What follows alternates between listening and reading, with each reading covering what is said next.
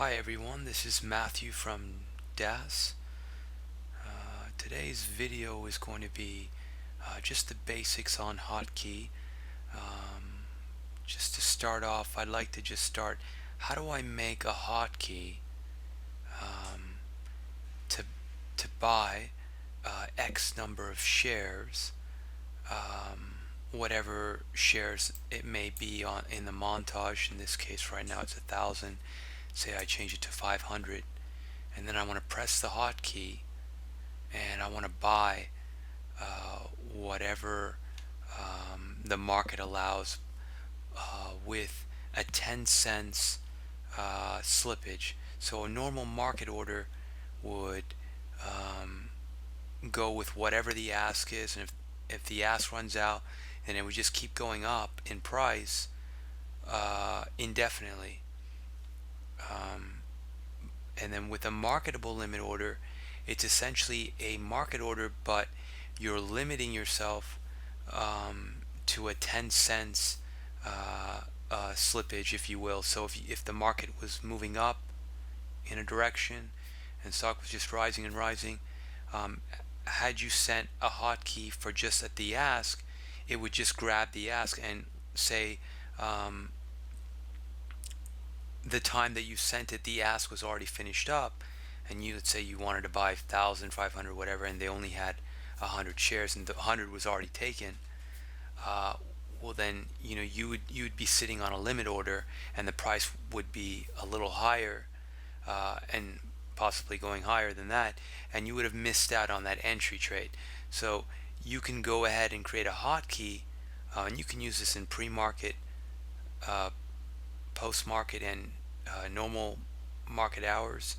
That way it's a well-rounded hotkey that you can use in different times of the day.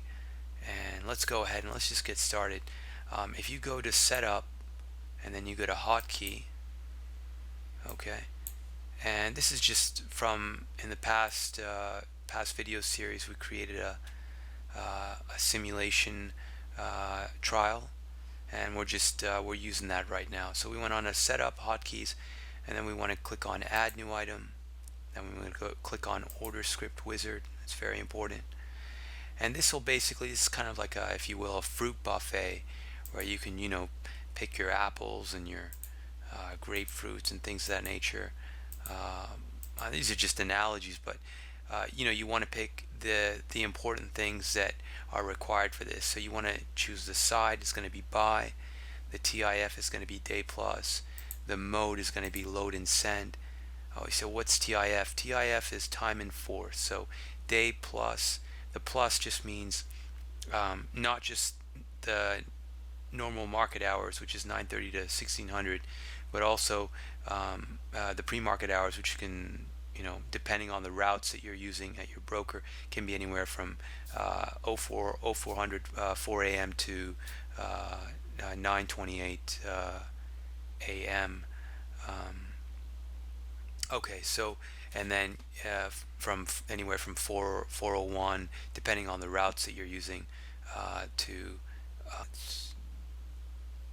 2000. Excuse me. Okay, and then in the route you would select in the route you would select limit, because we're gonna try to put in a variable. We're gonna define a variable. So had we selected just a market, this would just be for the 9:30 to 4 p.m.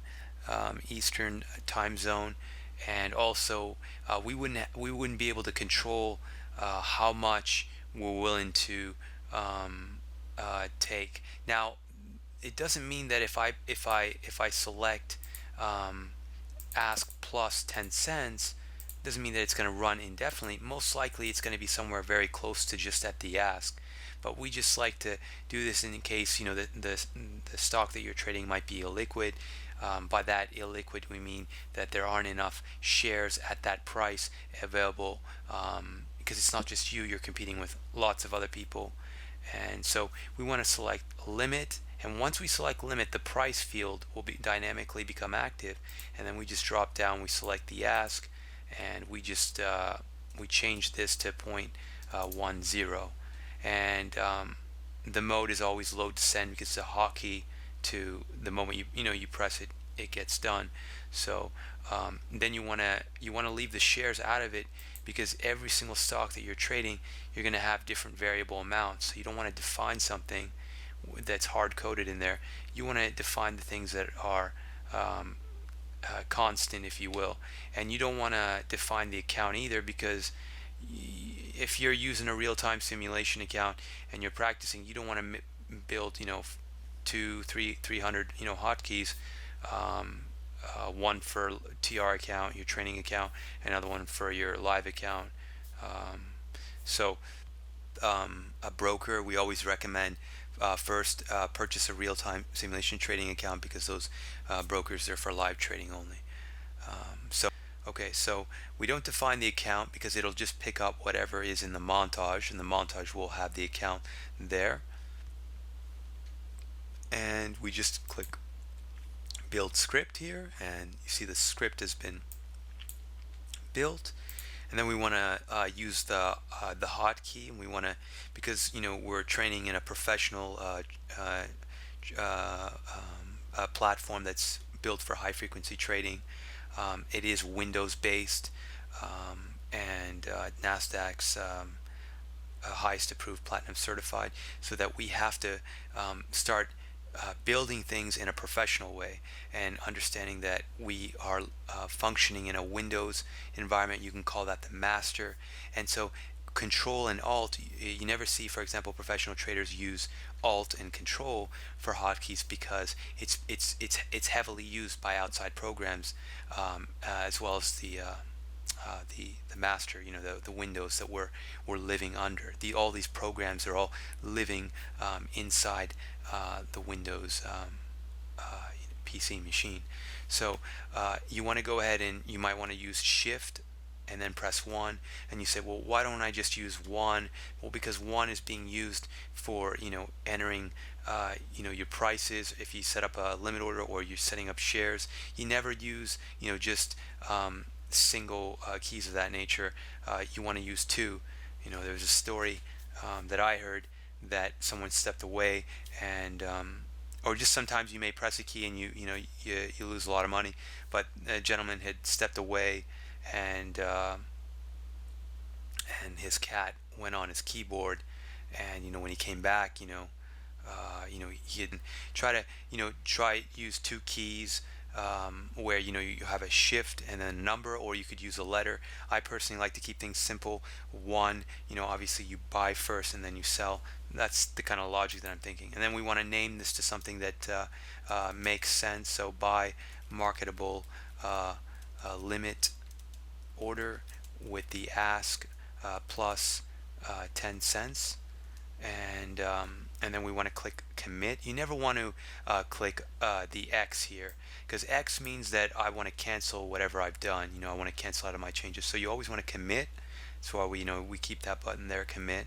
And then once we click commit, and the next screen is very important.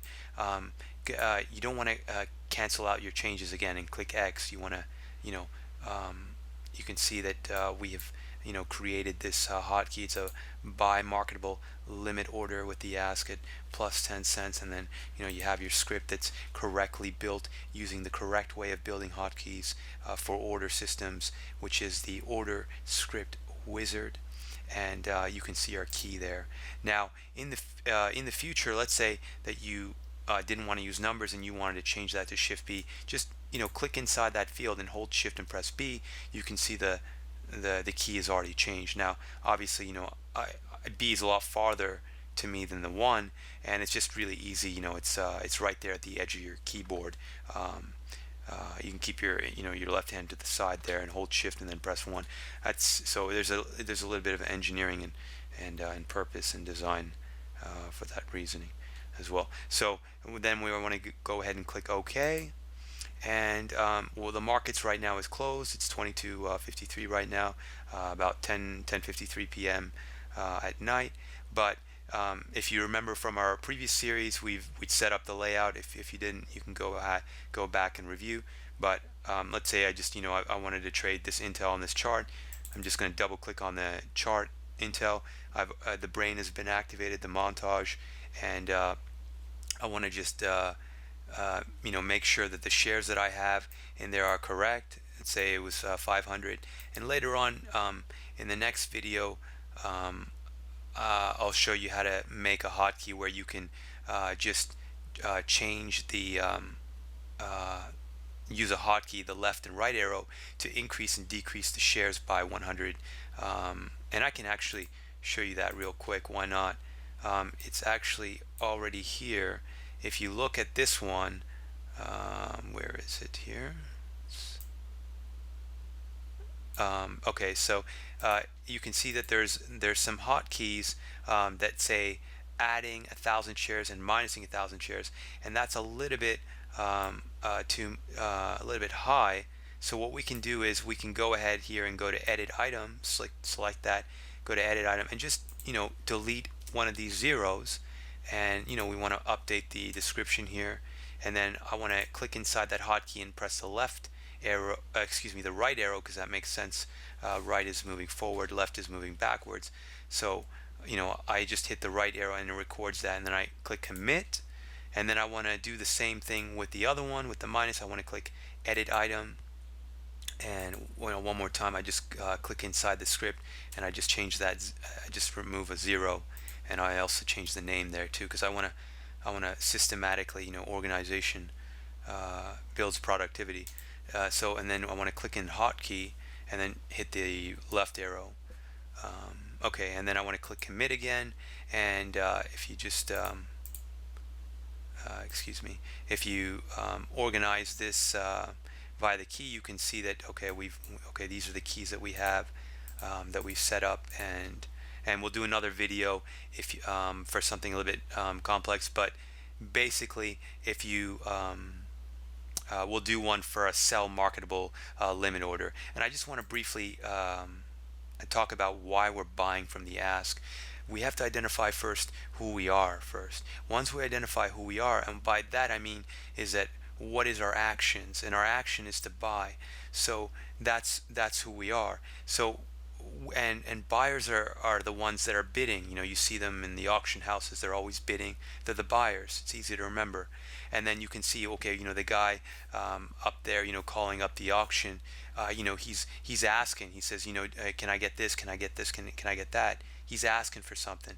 So it's a war between the buyers and the sellers. It's what the stock market is.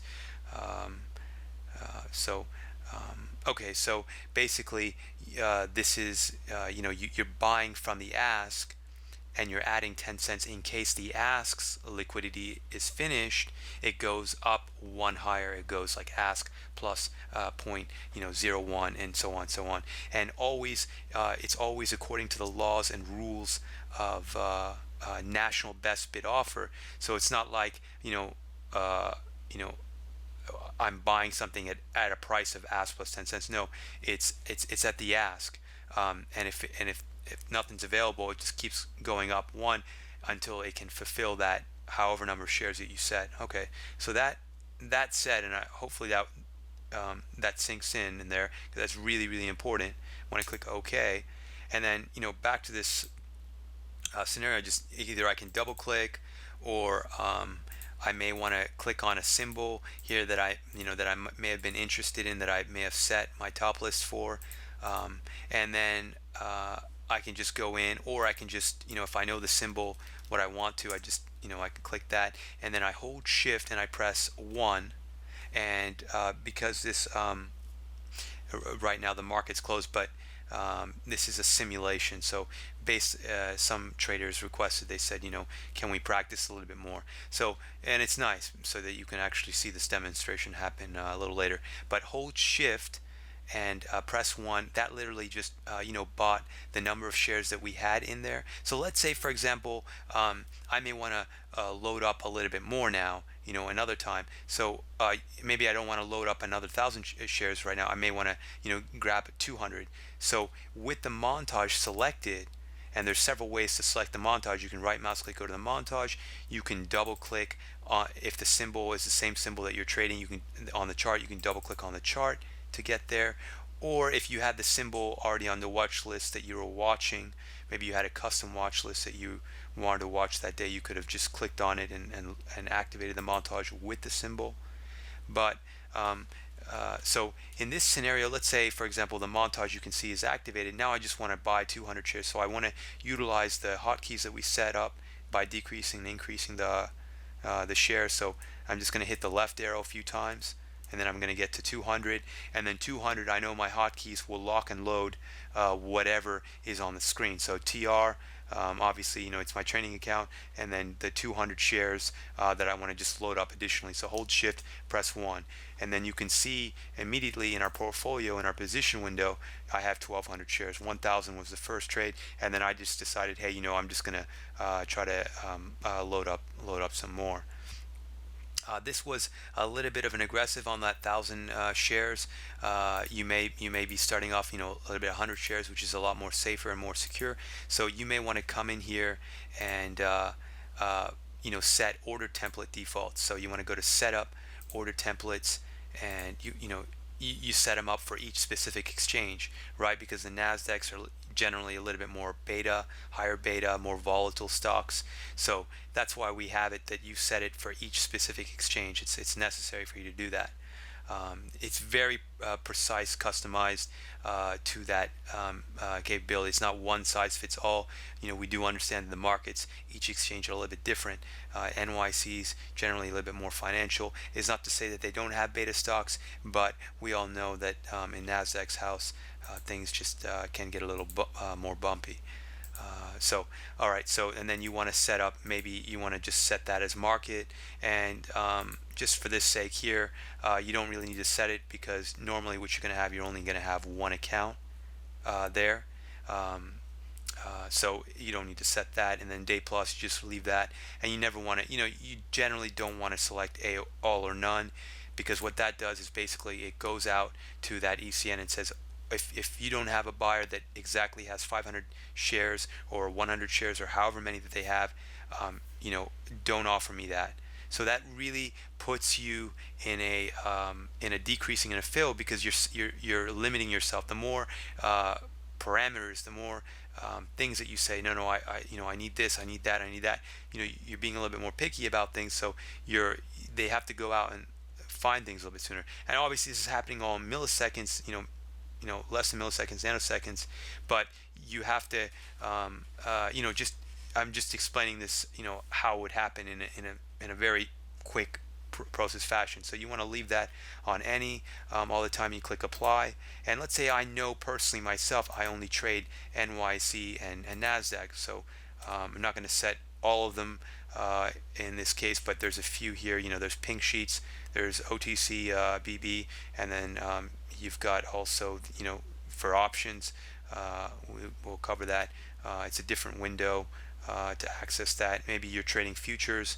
Interactive Brokers is the only broker that has a clearing arrangement currently that uses DAS that allows you to trade E-mini, so that's there as well. And as the same goes with Toronto Stock Exchange symbols. If you're in Canada, or if you have an arrangement with Interactive Brokers and you'd like to trade the TSX symbols, that's also there too. You can set those too.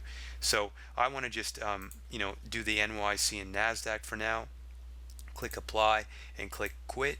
And because I know that my top list, as you can see, I'm just clicking on these symbols, and if you pay attention to what's actually loading in the montage, it loads a symbol, it grabs the exchange ID. For example, this one says Q, that means NASDAQ.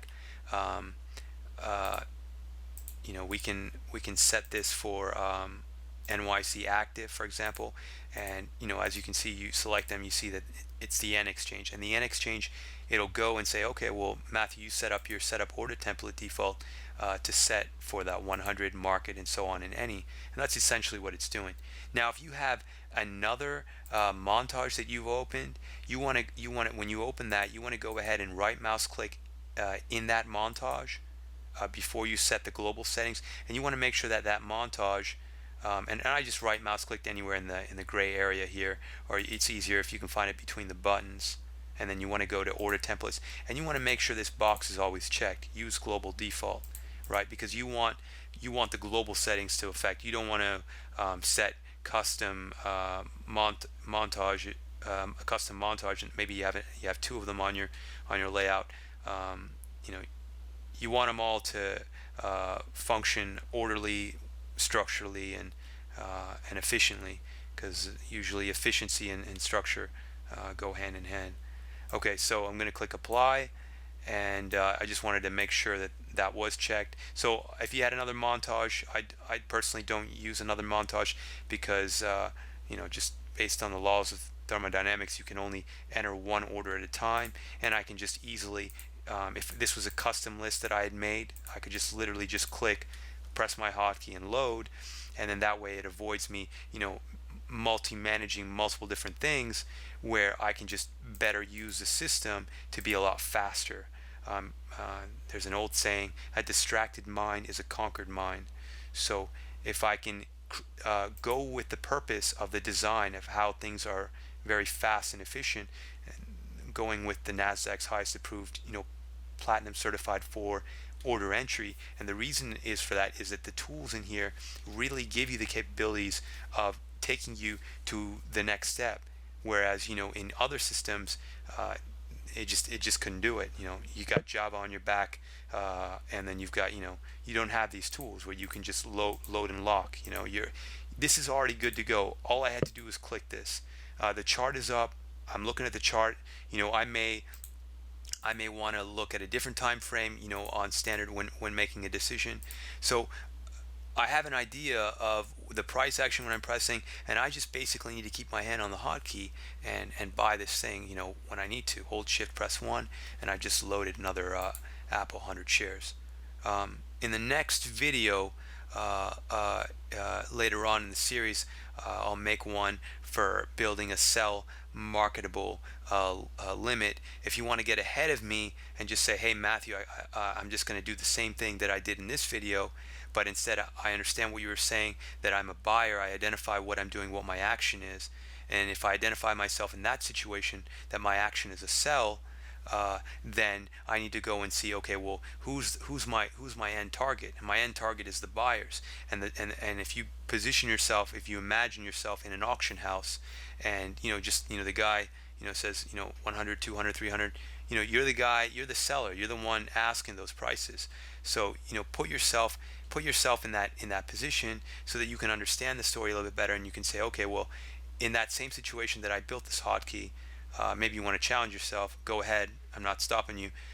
Go ahead and build the same hotkey that I did, and instead in the price, how we set ask plus 10 cents, you would just do bid minus 10 cents, because you're selling, and the buyers, you need to worry about if the buyers are getting a little bit more cautious, they're pulling back. That's why it's that minus 10 cents. So if it does run down, the price is falling, you don't want to sit there with your hands a sitting duck, and your orders just a limit order, if you just sit it at the bid.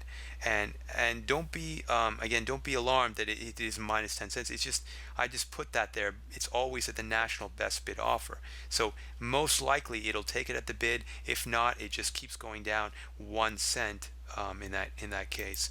And you just have to be aware of understanding how liquidity works, and that's only done through the level 2. And we offer in the real-time simulation both the NSDQ ECN and also the ARCA ECN. And ARCA, as you may know, you'll get another ARCA tab here. As you may know, it's the mothership where most millions and millions of orders are sent, as the largest liquidity center where folks send orders to. Let me talk to you a little bit about Intel, because that probably is more concerning. I want to explain to you the relationship between supply and demand, because that 100, it doesn't really help me explain it to you, because there's 400 parked at the, so you don't have to worry. I mean, there's plenty of shares there. But if I'm selling 1,200 shares and I'm unloading 1,200 shares, I need to be aware of, hey, this guy, the buyer only wants to buy 100 at 36.48. If it's just you and him in the market, obviously there's other people. But just for the sake of this discussion, you also have to look at the level below that. Okay, how many shares does that guy have, right? And that kind of gives you a picture of, are these prices kind of inflated? Or is there actually measure? Is there actually depth working is there's actually enough liquidity. And let's say, of course, there's going to be prices below that. But what I mean is that, if this is 36.48 and the next guy down, yeah, he has maybe 10,000 shares, right? But I bought this at 36.51. I don't want the guy next down below to be like 36, 45 or 40 or something. I'd like for the next guy down to be 36.47, preferably. So you want to check for these things, and then you also want to check how much disagreement is between the buyers, the bidders, which is on the left side, 36.48, and the sellers, the guy at the auction house, saying, do you want to buy this? Do you want to buy this? And it's at 36.51. Now, this is just, the market's closed right now, but, and obviously Intel is going to do a little bit better than this, but right now, just speaking as an example, this is pretty far apart, and there's a lot of disagreements here. So there's generally what we call is an illiquidity going on. See, volume just deals with transactions; it's not related to liquidity. But this here tells you the environment of how much disagreement is between. And so the farther they are in prices, in the law of economics, it states that if you want to create create competitive prices, you got to have a lot of buyers and sellers in the market. And the reason for that is that eventually, if you have a lot of buyers and sellers in the market, you're going to get competitive prices. So that's, that goes, I'm sure you heard of it, a monopoly. Somebody has an industry might have a monopoly over something. That's generally because there aren't, other business. It's the same concepts that are applied when you're trading, that you can pick out just by understanding, okay, well, what is the behavior of these people who are parking their bids? They're definitely far apart. And then you also want to check the liquidity, how many shares they have at each of those prices, and make sure, that the positions that you're loading up on, 1,200 shares, or some of you may be buying 10,000 shares of a, even a less dollar stock than that, but a lot of shares, and you may be looking at the level 2 and you're saying, well, there's not enough apples to go around, or grapefruits to go around, so to speak. So that said, and then if you just want to quickly sell this, you can see that it's 1,200. It loads automatically to your to the position that you have. And then you want to confirm that it's the route is market, and then you just click sell, and that would sell right away. Okay, so there's a lot of other things that I wanted to talk about later on, but this is just generally a quick guide on how to build a hotkey to buy. And if you were listening towards the end, I kind of gave you a little the answer there on how to build the sell. But later on we'll do a hotkey for sell. But let me just go ahead and do it here as well. I mean, why not, right? So this is just a little bit. Okay, so you want to click sell, TIF for day plus, load and send, and then you want to select a limit. And again, just like we mentioned, they are the buyers, so we have to respect that, and know what they do, what their action is. They bid. So minus 0.10. We leave the share out of it because it always defaults to your share size, and we want to set that as shift 2, and we want to title this sell marketable limit order, and we're going to put bid minus 10 cents for slippage in case it runs down, just to increase the chance of filling you in case, while the stock is dropping like an apple from a tree, that you don't miss the opportunity of filling it, and you just kind of give yourself some discipline and say, hey, no more than 10 cents. I'm willing to go down, down to the price with you there. Okay, and then you click build script, and then you click commit, and then you click OK. So just for old time's sake, let's say that I wanted to sell Apple. I can right mouse click, go this on montage, or I can just click on the watch list, which has Apple, and just load it there. And I hold Shift and press 2 because it loads automatically the shares that I have in the montage. As we see here, you can see the button has already turned to sell, but I'm using my hotkeys to be more efficient, be much more faster, and keeping my eye also on the most important thing on my layout, which is the price action, the chart. So hold Shift, press 2. Once I activate the montage, it's very key that before I use the hotkeys for order, I select the montage. So hold Shift and press 2, and I'm out. Okay, and hopefully this has been a big help for you, and hopefully you'll stay tuned to the next series, which will be we'll do a video on how to correctly enter your stops and your targets in DAS, and kind of explain about how high frequency trading platforms work, where you need to, if you're setting up a stop, then it's not one or the other. You know, either if you're going to set up a stop, you got to know your target as well, because that route's going to it's a do or done deal when you send this directly to the market maker. So we'll talk a little bit more about that next time. But for this series, I think generally you should be set to go on just the most powerful hotkeys. Buy immediately and sell immediately right away. And if you haven't seen the first series, it talks about how to properly set this up so that you can easily navigate and use some of these very powerful tools to start empowering yourself to get ahead of all the other traders that are out there, that are just slowing themselves down with so many other things, when there's so many things that you can do to quickly get things done. And hopefully I've shared with you with some of the tools, the secrets, if you will, on how to change your game up and take yourself to the next step in your journey. Okay? Thank you so much, and we'll see you soon.